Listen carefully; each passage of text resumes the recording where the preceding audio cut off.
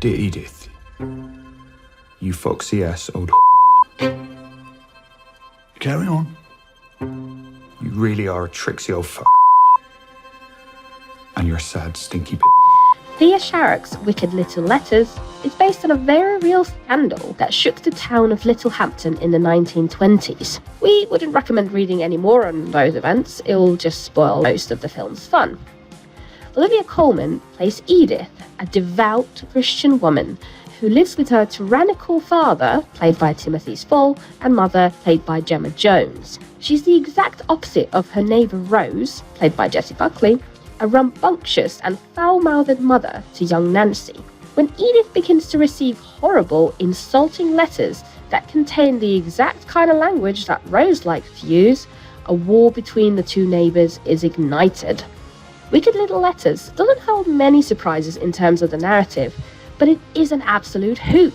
This is a film of simple pleasures, mainly that of listening to Colman and Buckley go head-to-head in finding the most innovative insult involving a synonym for female anatomy. There are C words aplenty in Wicked Little Letters, so approach with care if that kind of thing insults you. Both actresses are in fine form here.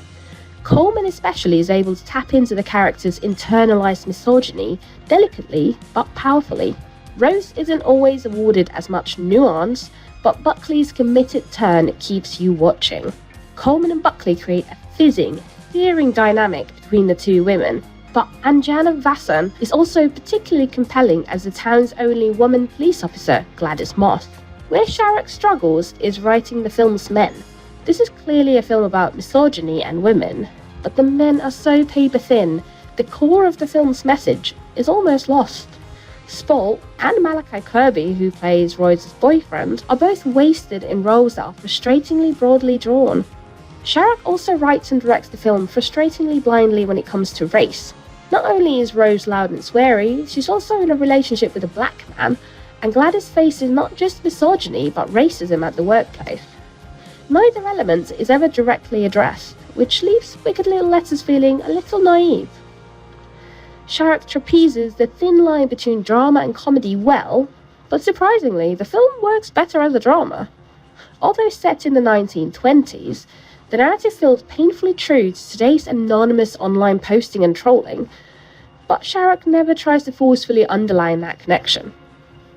Wicked Little Letters is at its best when it focuses on the letters themselves. It's easy fun. Who doesn't love Olivia Colman swearing for 100 minutes? Johnny Sweet's script is full of snappy dialogue and outrageously funny lines, but the film's real achievement is how it managed to showcase the effects of internalized misogyny.